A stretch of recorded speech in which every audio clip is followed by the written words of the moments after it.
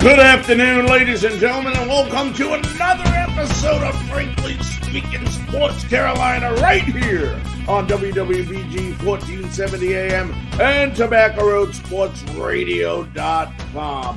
What a show, what a show, what a show we have for you. Later on in the show, we're going to be talking how about those unbelievable Carolina Hurricanes tied with the New Jersey Devils amongst the Metropolitan Division of the Eastern Conference. We'll talk about that later. We'll have our Frankly Speaking Sports NHL analyst, Jim BIRINGER, joining us on the show. Also, we're going to be talking with the biggest, hugest Philadelphia sports guy in the United States, the biggest Philadelphia fan. We know him as the Philly sports guy. James Pags will be joining us to talk about what the atmosphere is like in Philadelphia leading up to this weekend's game against the 49ers. But we have some news to talk about here at the home front. That's right. We got some Carolina Panther news. And folks, I'll tell you what. It was yesterday, I don't know. I think I found out the news maybe around noon or whenever the heck David Tepper decided to make this announcement and let us know that the new head coach of the Carolina Panthers was not Steve Wilkes, but instead Frank Reich, who was the former Indianapolis Colts head coach who went 40-33 in his time in Indianapolis, was let go because of his poor performance that he had this year where they were not winning. They had unbelievable expectations and predictions for the Colts, yet at the time that he was let go, the Colts were ranked last in points, scored at 14.7, last in sacks allowed at 35, 27th in the NFL in yards per game, and tied for last in turnovers. So nothing exciting. Now, please, no disrespect towards Frank Reich. Frank Reich has proven he does have the ability to be a very, very good head coach, and he might be a great head coach for the Carolina Panthers. I mean, he is an offensive-minded coach. Growing up, watching Frank Reich, I remember him with the Buffalo Bills. I think he played behind Jim Kelly. I loved him as a quarterback, because it seemed like every time he played or came into a game, he brought the Buffalo Bills to wins. I loved watching him play. But this is coaching. This is different. And it's not so much, folks, the point that he is the head coach here. He made the playoffs, I think, 2 of his 5 years there, or 2 in his 4+ years there. But, at the end of the day, just because a coach is a good offensive-minded individual does not make them a good coach. Or just because they're a very good defensive coordinator does not make them a good coach. It does not make them a good coach. And a good example of that is what? We just seen it in Tampa Bay. Todd Bowles, who is an outstanding defensive coordinator, but not a very good head coach. Raheem Morris, another former Buccaneer and Atlanta Falcons head coach. Great defensive coordinator, but not a very good head coach. Now, once again, no disrespect towards Frank Reich. I honestly think that if you had to look at a lot of the qualified coaches out there that could have took over the Carolina Panthers, I honestly believe that Frank Reich was one of the better ones to choose. But I also feel there was one gentleman that was much better, and that was Steve Wilkes. So it's not so much the fact that we went ahead and hired Frank Reich that is bothering me as much as it is the fact that we did not give Steve Wilkes the head coach position. So I want to make sure that's very, very clear. Steve Wilkes did a tremendous job. tremendous job, and it feels like David Tepper has slapped this guy in the face. He just came there, gave a backhand, said, thank you very much, now get the heck out of here. And that's why I dislike David Tepper, because when it comes to running teams, he doesn't know jack crap about running, whether it's a soccer team or an NFL program. And I live by that comment because he has proven over and over again he doesn't know what it is and doesn't know how to hire a NFL leadership coach. Doesn't know how to do it. Now, let's look at some of the meanings real quickly, okay? And let's look at Steve Wilkes a minute. Takes over a team, I believe, was 1-4 at the time he took over. Takes it over at 1-4. What does he do? Goes 6-6. 2 of those games easily could have won. Of course, we all remember the missed field goal by Pinheiro in Atlanta. And then, of course, during the Buccaneers when Donald fumbled the ball, although I thought Sam played well down the stretch for the Panthers. But nevertheless, okay, this is a guy that came in when the team was at its worst, when the attitude, the lack of motivation, everything you can think about this team, the culture was at its low point. And what did he do? He instantly changed that around. Instantly.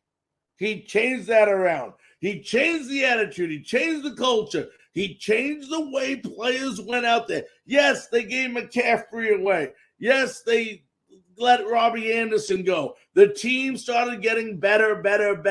Foreman showed he could run the ball. Opened up a lot of opportunities with Ben McAdoo as the offensive coordinator, with Steve Wilkes being the head coach. And we started playing well. He goes 6-6. What did he get for it, folks? Not a damn thing. He said goodbye. Thank you very much for holding it down. There is nobody in recent times that has been able to play Carolina football to the example that we wanted until Steve Wilkes came in those last 12 games of the season. And what does he get? A goodbye. What are some qualities of leadership? Okay. What are some good qualities of a coach? Let's put it that way. There's leadership. He exemplified that. There's communication. He showed he can communicate with both sides of the football. There's commitment. There was nobody more committed. This was an interim coach doing more than some of the head coaches would do. Staying late, getting there early, doing whatever it takes to change the culture of this team.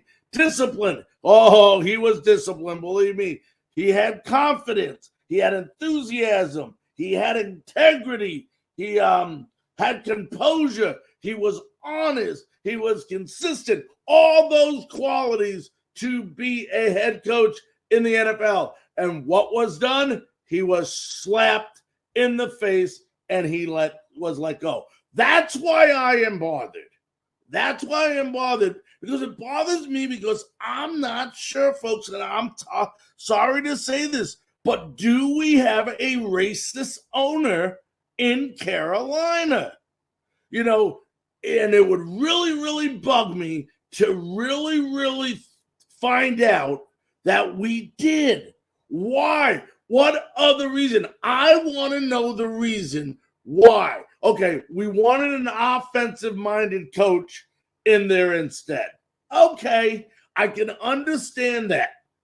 But why not hire the guy that was leading this team, building the culture, making things work, and go out and get a high-quality offensive coordinator to take care of the offense? Why? I don't know. Is it race? Is it not race? I'm not going to sit here and tell you that David Tepper did not hire Steve Wilkes because he is black. I don't know that. Only David Tepper knows that. But darn it, there is a problem in the NFL right now, okay? And it's a huge problem, and race is one of those issues on why minorities are not being hired. And we had the honor, thrill, and privilege a couple weeks ago of interviewing Doug Williams, former Super Bowl quarterback for the Washington Redskins. And I'm going to play a very, very, very quick insert from Doug Williams, what he feels the reason is that black candidates are not getting head coaching jobs in the NFL. Let's listen to Doug Williams real quickly. To be hired? Well, let me say this. I think we've come a long way from that ownership standpoint, but I do think it's ownership. You got to understand, a lot of it is hand-me-down, it's raced and all this. Right. You know, so I think the mentality is the same. You know, the most important thing, you know, when you look at this thing realistically, and I've been around the league a while, is who you're comfortable with. You know, who I don't mind sitting at the dinner table with, drinking coffee or sitting around the fireplace talking to. Are you comfortable with a black coach sitting at the same table with you? And you see, that's the most important thing is comfortability. And I think what has happened, these owners who had the right to hire whoever they want to, you know, when they get these headhunters who they sit out there to pick the right coach, don't always pick the right coach. You look around this league, and you see some of the coaches that's in this league and how they fared over the last year or so, in the last few years, and they get rehired and rehashed and everything else. It's the same old thing. Because why? That's who they was comfortable with. Right. And so that's what it boils down to be honest with you. All right, that was Doug Williams. And is Doug Williams right? He might be right. Is David Tepper not comfortable sitting down at the dinner table with Steve Wilkes? Is that why Steve Wilkes wasn't hired? If so, it's time for David Tepper to go, not for Steve Wilkes to go. Anyway, we do have some other NFL news to talk about before we wrap up our show today. Not before we wrap up our show today. Before we go ahead and go to our interviews that we have two great guests. Like I said, we're going to be talking to James Paggs, the Philly sports guy, one of the greatest, sports fans of the Philadelphia teams, and also Jim BIRINGER of the NHL. We'll be talking about the Carolina Hurricanes. But before we get to that, we have two great games. We have AFC Championship and NFC Championship weekend. It starts off with the Bengals at the Chiefs. I think the Chiefs are favored by one. You know, looks like Patrick Mahomes is going to play in this game. He was a full participant, I believe, on Wednesday. So they're looking like he's going to go. It's going to be Burrows versus Mahomes. Now, the Bengals have the better defense. There is no doubt in my mind the Bengals defense is by far better than the Chiefs. The Chiefs have a lot of issues in their secondary, on their defensive line. Bengals much better.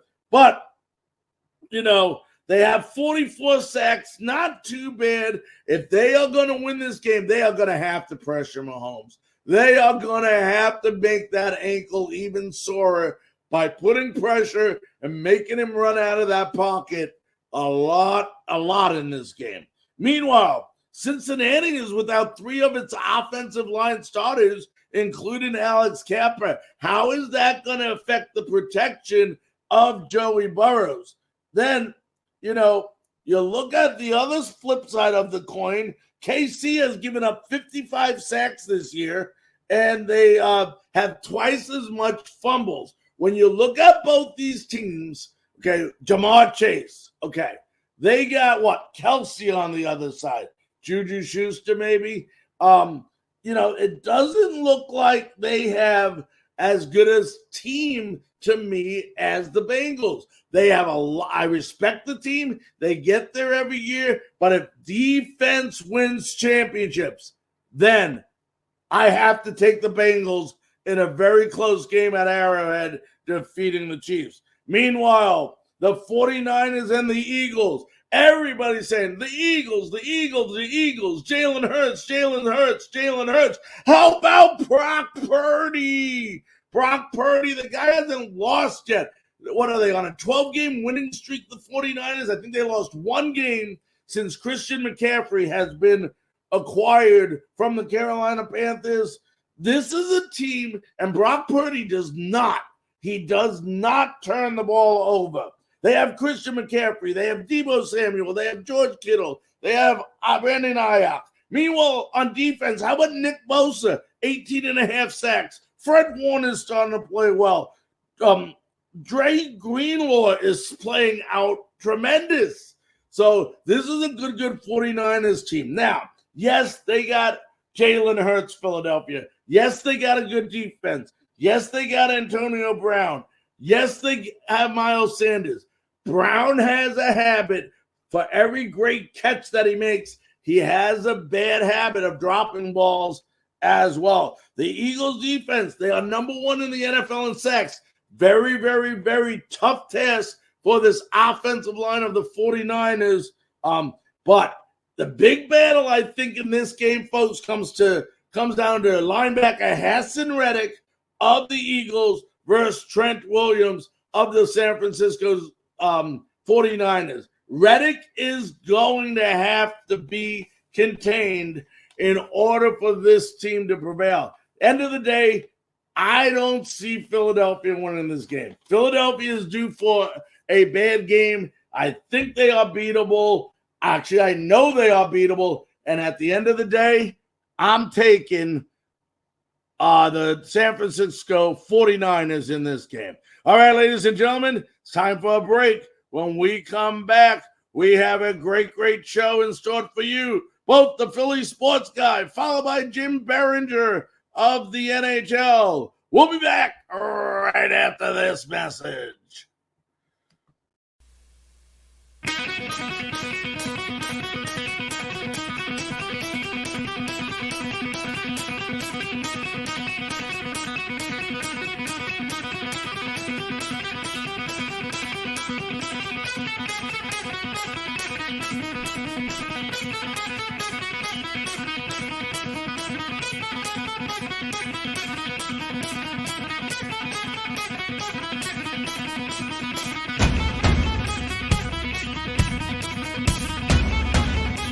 Welcome back to Frankly Speaking Sports Carolina, right here on WWBG 1470 AM and TobaccoRoadSportsRadio.com. And you know, I'll tell you what, when you look at Carolina, sure, you can talk some ACC basketball like we have already.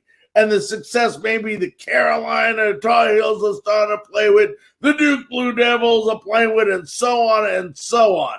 You can't talk about the Hornets right now because who knows what the heck's going on there. But there's one other team that we can be proud of and we can talk about, and we get to talk to them about it with my good friend Jim Beringer, who will be joining us in a second. And we're going to be talking about how about this Metropolitan Division of the Eastern Conference. Incredible. Carolina Panthers in a dead heat with the New Jersey Devils. And now let's welcome in NHL and New Jersey Devils writer and editor at Full Press NHL. Let's welcome in my good buddy, Jim Beringer. Jim, how you doing, buddy?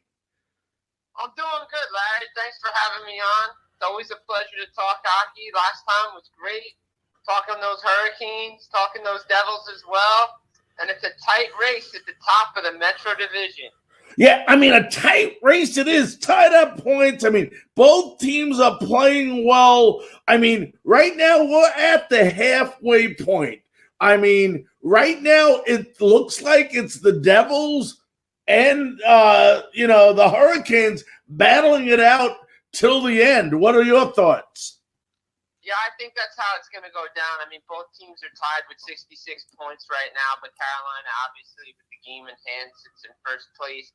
And New Jersey's had a nice stretch here to start January after a not-so-good December, 7-0-1, over the last 8 games. But the Carolina Hurricanes are, right there. They're neck and neck. They had overtaken them for, several points.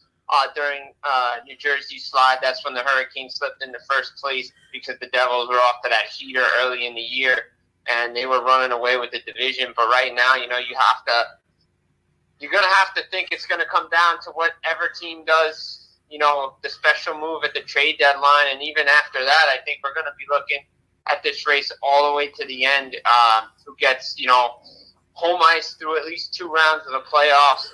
But you can put these two teams there right now. I mean, I don't really see things changing. These are the 2 best teams right now in that division. And, they're doing it different ways, and let me explain. Carolina, despite winning games, despite being in a deadlock in points with the New Jersey Devil, they do it by playing great, solid, intimidating defense, and they don't take a lot of penalties, and they do not have what I consider, Jim, a very good offensive team. While I would say New Jersey, when you look at both of these teams, is probably the more balanced team of the 2. Yeah, I definitely would agree with that. I think New Jersey, what you look at, obviously you look down the middle, Jack Hughes, Nico Hischier. I mean, Jack Hughes, 30-goal scorer. He's going to be on pace to probably be the Devils' first 50-goal scorer and 100-point player in franchise history. Nico leading by example, and obviously they're playing good defensively, and they're missing John Marino. Former Hurricane Dougie Hamilton has stepped up this year for the Devils, and he's really leading that defense and their goaltending. But they definitely have a balanced attack. I would agree with you in the fact that the Hurricanes are more of a defensive-minded team, and that's what did them in last year in the playoffs. I think they're going to have to change philosophies, and I think that owner is going to have to open the checkbook a little bit. And they're going to have to change some philosophies of what they do at the trade deadline, because when you lose a guy like Max Pacioretty who's scoring goals for you, it's a tough break to tear your Achilles twice. He was a really, really good player for them, and he brought life into that offense. I know you have Sebastian Aho, but you need more, and they need to get something to spark that offense, because come playoff time, you can play great defense all you want. If you don't score goals, you're not going to win hockey games. Yeah, and there's no doubt about that. I mean, and that's exactly what put them in, like you said, last year. But when you talk about great defense on both teams, it starts with great goaltending. We'll talk about Carolina to begin with. Frederik Andersen is now back. He was out for what? I think it was 2 months. Returned on January 12th. And the 4 games that he started since he's been back, he's allowing under 2 goals per game. Talk about how important, without that strong offense, it is to have someone like Andersen in the net for Carolina. Yeah, I mean, Freddie Andersen, he comes over from Toronto, signs as a free agent. Remember, Carolina revamped their goaltending when Andersen and Nancy Ranta came in. But, when Andersen was out, there's a kid, Peter Kochetkov, who, he's down in the minors now. Right. They have a 3-headed monster, and that's a good problem to have. But you're going to have to examine it going forward, because Kochetkov is the future for this team. But Andersen, they brought him in, they signed him for a reason, and we've never seen what Frederik Andersen, a healthy Frederik Andersen, can do in the playoffs. Yeah, we saw glimpses of it in Toronto when he signed in Carolina. He never got the shot to play last year because he was hurt. And Carolina has yet to see that. And I think a healthy Freddie Andersen is going to be beneficial to a Carolina Hurricanes team that doesn't score much and can play good defense. And, I've loved him when he was even with Anaheim. I always thought he got a bad rap in Toronto because the defense in front of him wasn't that good. In Carolina, he's showing why he's a good goaltender in this NHL. Why not trade one of these 3? Like you mentioned, you're going to have to give up one of them. But isn't this probably the best case scenario where they can use one of these goaltenders maybe to get an offensive-minded player that would help this team on offense? Absolutely, and I'm not trading the youngster. It would probably be Ranta, and I don't know how much you're going to be able to get for him because his age, injury prone like Freddie Andersen. I mean, again, it's a good problem to have when you have goaltending depth inside your organization. But the problem is if you have 3 goalies, you have no goalies. As you know, in the NFL world, if you have 2 quarterbacks, you have no quarterbacks. And I think Frederick Anderson's the starting goaltender, and I think you'll see next year that Peter Kochetkov is the backup goalie for this team, because I think they're going to have to move on from Antti Ranta. And, you talk about goaltending, New Jersey doesn't have a slouching goal by any means with Vanacek. What is he, 20-5, 2.30 goals against? I think he has a couple of shutouts this year. Talk about, the great goaltending New Jersey has this year. Yeah, I mean, look, Vitek Vanacek, came over in the offseason. The Devils always wanted to address their goalies. Last year, they go through 7 goaltenders. That's not going to win hockey games. That's why they ended up picking second in the draft when they drafted Simon Nemec. But, again, another underrated move by Tom Fitzgerald. Throw out, okay, I'm going to send you a third-round draft pick, okay, for Vanacek. Washington was moving on from him. But if you looked at his numbers, the league average for save percentage was around 9-10. The last 2 years, he's had 20 wins. Now it's his third straight year of 20 wins, and his save percentage is over the league average. Last year was at 9.19. The year before that was at 9.16, and he's hovering near that save percentage right now. And you know what? The Devils are benefiting from him. Obviously, Mackenzie Blackwood went down early in the season, so Vanacek took the ropes, and who knew that he was going to do what he's doing right now, because you really didn't see a lot of him. He was in Washington. I mean, they were flipping goalies around all the time. He was a backup. But you know what? He's come in. The Devils play better defensive in front of him. They're getting pucks out. It's not like they're giving up a lot of chances, and he's making the timely save, what the Devils needed. They gave up way too many high danger areas last year, scoring chances up way too much. And this year, they've cut that down. Vanacek's given the timely saves, and they've kept them in games when they needed to. And you can look at Vanacek, you can look at Mackenzie Blackwood. He's finally back from his injury, what Akira Schmid did. Giving them the timely saves has boosted the confidence on the bench around the goaltenders, because, let's be honest, last year, years before, was, is this guy going to make a save for us? And now they have that guy in Vitek Vanacek. There are a lot of games recently where the Devils haven't played their best, but the goaltending stood up, stole points, and stole wins for this team. I want to talk about a couple of players from each team. I want to start with Carolina first. Everybody talks about Nietzsche. We talk about Svechnikov. Burns, the defenseman, is having a great year in Carolina. But the one guy that continues to do it and do it quietly, just had a hat trick the other night, Sebastian Aho, 40 points in 39 games, and like I said, including a hat trick. This guy just year after year just plays solid hockey, doesn't he? He really does. I mean, the fact of the matter, he has, 40 points, like you said, 17 goals. I believe he has 2 hat tricks on the year, 23 assists. He's a +5, top, one of the best power play guys. He just consistently goes out there and plays his game. And, the other day against the Islanders, single-handedly beat the Islanders with his hat trick. He is a great hockey player. What a great draft pick this was.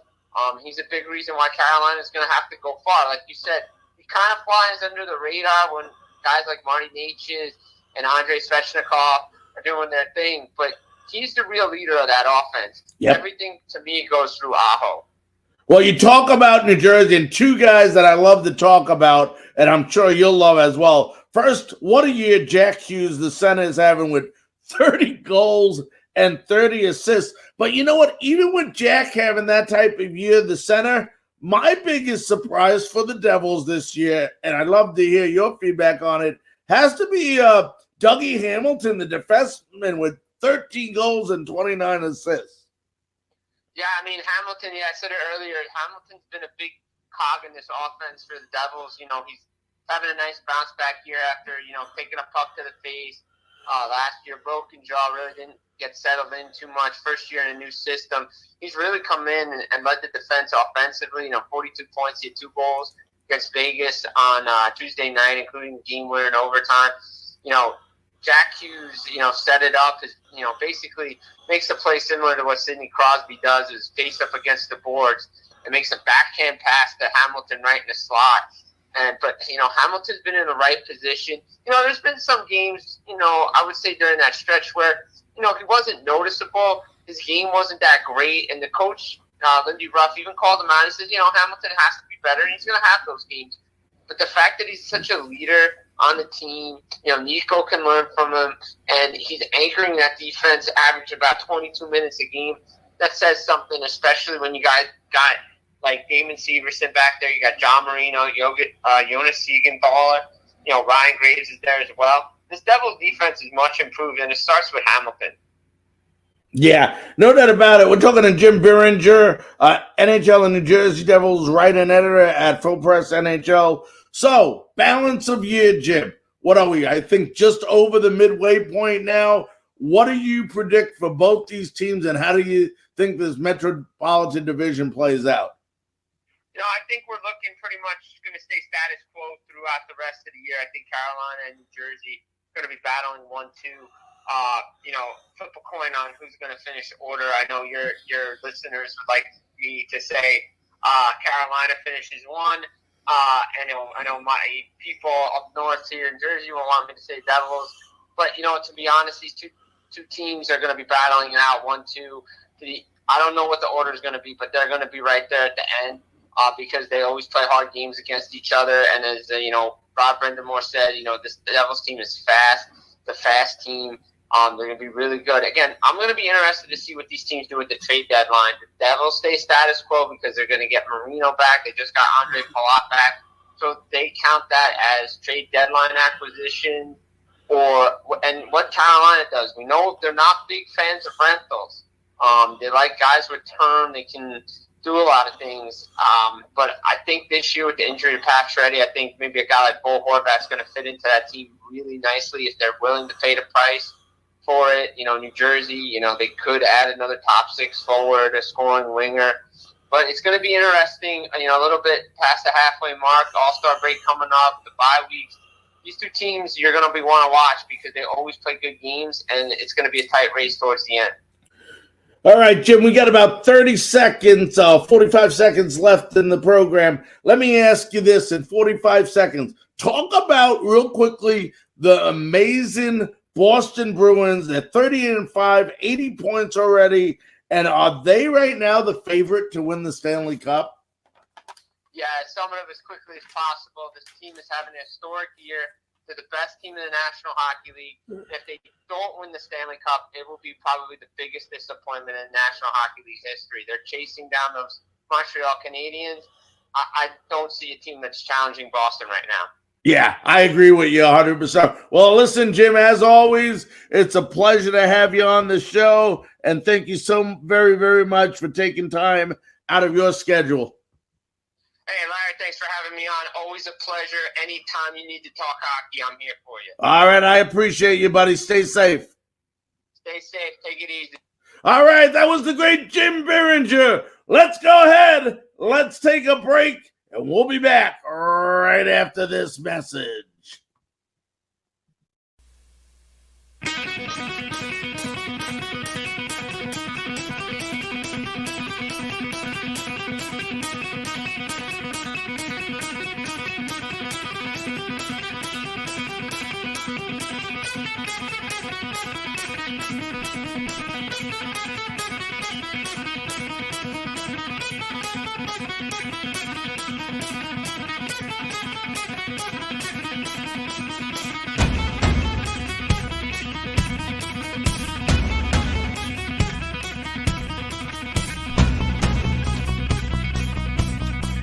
Ladies and gentlemen, welcome back to Frankly Speaking Sports Carolina on WWBG 1470 AM and, of course, Tobacco Road Sports Radio. And I'll tell you what, championship weekend is here. It's here, and you couldn't have asked for two better games. We start, you got the Chiefs playing the Bengals at Arrowhead, and then, of course, how about those Philadelphia Eagles playing the high-powered San Francisco 49ers. It is my great honor, thrill, and pleasure to now introduce to you on the WWBG 1470 AM and Tobacco Road Sports Radio.com hotline. He is known as the Philly sports guy, one of the greatest super fans in the whole entire United States of America. I call him James Pegg. Let's welcome him in. James, how you doing, buddy? I'm doing well. Thank you very much. I hope I live up to that billing. That was amazing. Thank you. Hey, I try real hard. I have a little experience at this. But I appreciate it. James, let me ask you this, buddy. It's been 5 years. 5 years, I think, since the Eagles actually won the Super Bowl. I believe it was 2018. Talk about the atmosphere, leading up to this game. It's a home game for the Philadelphia Eagles. What is the atmosphere in Philadelphia like right now? Right now, it's like the calm before the storm. People remember it wasn't so long ago that the Phillies made a run, and the city was electric. When we played the Giants, that electricity was able to be felt on the field, and it caused I feel like the Giants to start off poorly, which was enough for the Eagles to kind of just take over from there. Brock Purdy is going to have a little bit of a tough time. I mean, they were saying that they think that the stadium in San Francisco or San Jose is as loud as it is in Philadelphia, and I think they're in for a very rude awakening. Yeah, and it's going to be one heck of a game on both sides. But let me ask you this very simple question, and I'd love to hear your answer. And I think I know which way you're going to go, but is Jalen Hurts underrated or overrated? I think that Jalen Hurts is a little underrated. I wouldn't say that he is a finished product yet. Like, I feel that he's made leaps and bounds obviously since last year, and he's put in a tremendous amount of work. And I still think that the best of Jalen Hurts is yet to come. I feel that somebody who works on their craft that much is always going to get better. When you think about the great quarterbacks, and you think of like Patrick Mahomes, there's a lot of work that he has to put in to get to the spot that he's at, that it looks like it's easy. And Jalen Hurts, I think, has to also not only match that, but exceed that same amount of work to get a similar amount of production. And I think that as the more that you work on it, the better you get. Yeah, I agree with that 100%. Let me ask you this. You're a longtime Philadelphia fan of every single sport that you can think of out of the Philadelphia area. What is it, for our listeners, especially in the Carolina area, we have a huge following here. What is it about Philadelphia fans that people love to hate them for? Philadelphia fans get maligned in the media all the time. And I feel like that a small skirmish in the stands will get 10 times the media press than it would at anywhere else. And I think that that's a little bit because it gets accentuated here in Philadelphia, and because we're like one of these ridiculously really big small towns, it starts with our media. So I think that they help accentuate this whole process. But I know that when you come to a game, you have to wear your thick skin. You can represent your team, and we can appreciate the passion, but you do not want to, engage in ridiculousness. You know what I mean? When one guy is a little too intoxicated, engaging never works out. But in most cases, wear your thick skin, and sometimes you got to take it a little bit because you're losing, but also don't go crazy. Yeah, people like to go crazy. Yep, especially at football games, as we all know. Let me ask you this: A.J. Brown, 1,496 yards receiving, 88 receptions, 11 touchdowns. Talk about what the addition of A.J. Brown did for the Eagles and how it solidified this offense. So tremendous. I mean, it was, of course, I have to think back to Terrell Owens. And then there was a time similar with Alshon Jeffrey in 2017 where he was playing really out of his mind. But the Eagles haven't had a receiver that was able to do what A.J. Brown has been able to do this year. And the fact that you can trust the other guys as well, that you have Dallas Goedert, you have Devonta Smith, to be able to back that up, that it's not just one guy you have to worry about. You have to worry about all of these other people as well. I feel that it just makes it easier for AJ, and he hasn't had the greatest of seasons yet. It wasn't perfect. I mean, he's had a fantastic season, don't get me wrong, but it hasn't been perfect. He's had drops, Yep. He's had fumbles, but again, I think that's where it's, that little bit of loss of focus is a big deal. You can't lose that when you're going up against, when you're in the national, the NFC Championship game and in the Super Bowl. And I think that they have that focus. Yeah, Pags, let me ask you this as we're on the A.J. Brown topic, and I think you'll understand this question, but has the A.J. Brown acquisition made Miles Sanders a better running back?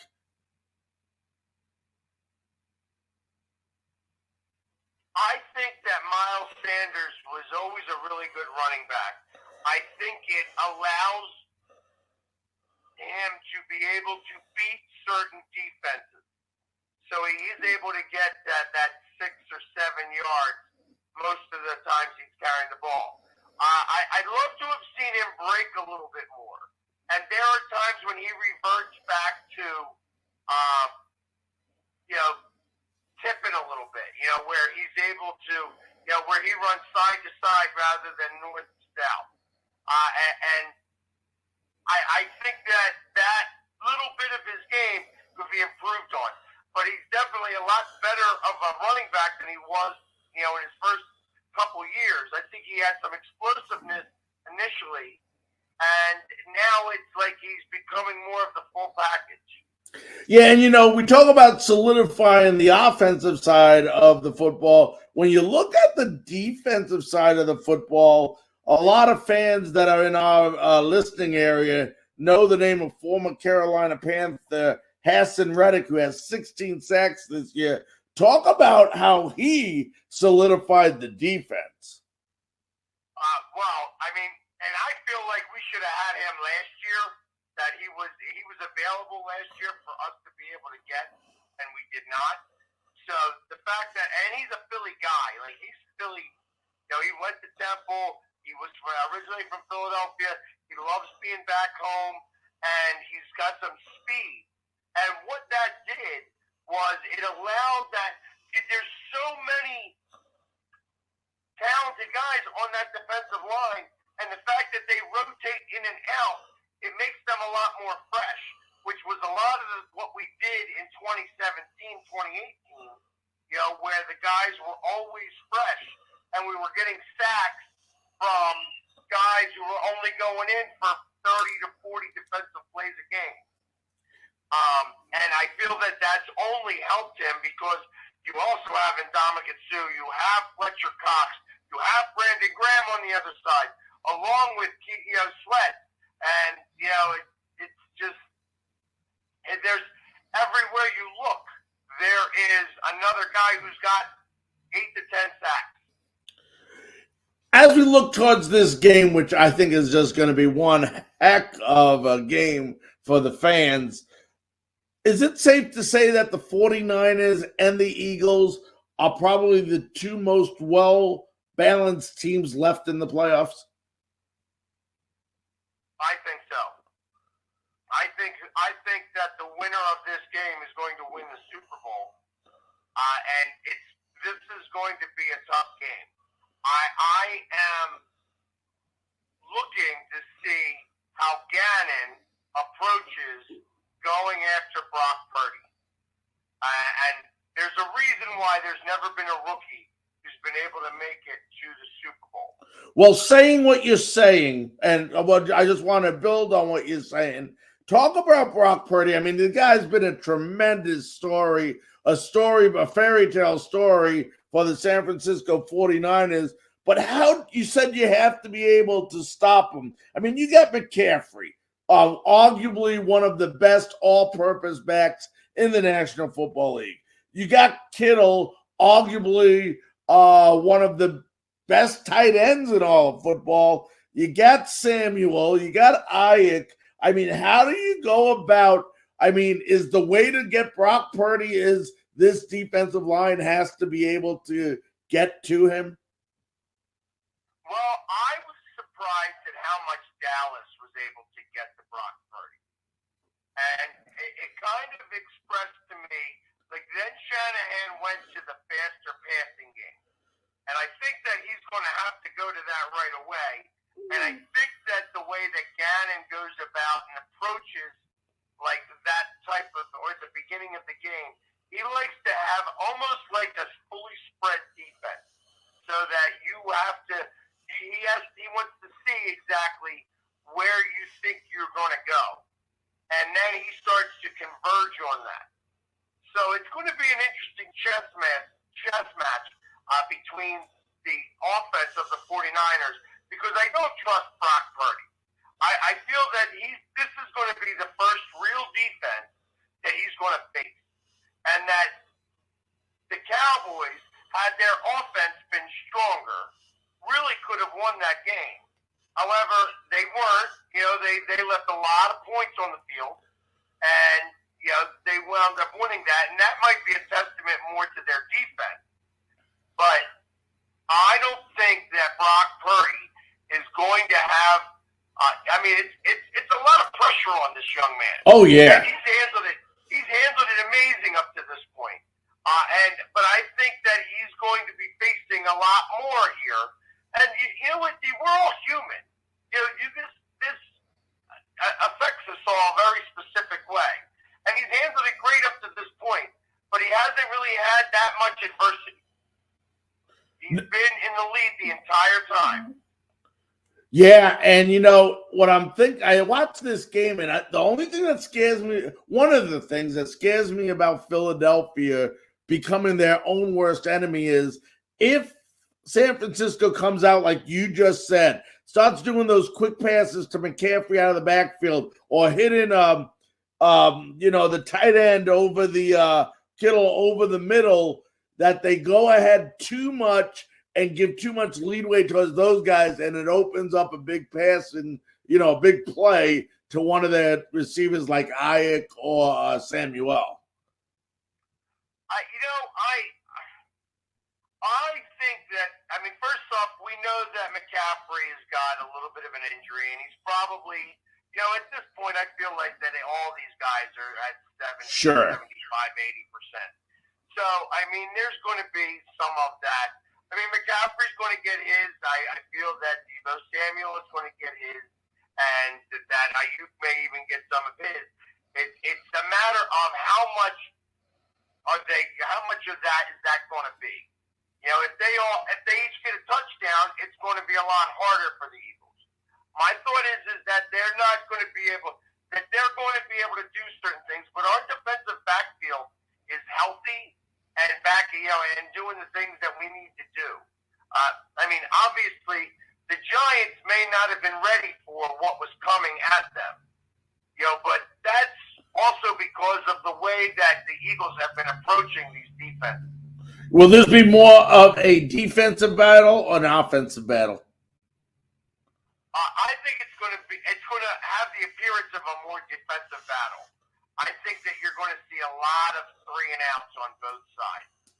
I think that when all is said and done, that, in my opinion, that we are going to have more scoring drives than they will. So at the end of the day, obviously you're taking Philadelphia. I don't have to ask you that. Is it a close game? I think it remains close, but it ends. The score doesn't I have it as a 27-17 game. Okay, before I let you run, let's switch over real quickly. I'd love to hear your prediction on the Bengals versus the Chiefs. I, with especially a high ankle sprain, I know that they announced today that he's playing and he's fine. And I know that he's going to be out there looking a lot like Frankenstein because that's not going to have the mobility in that ankle.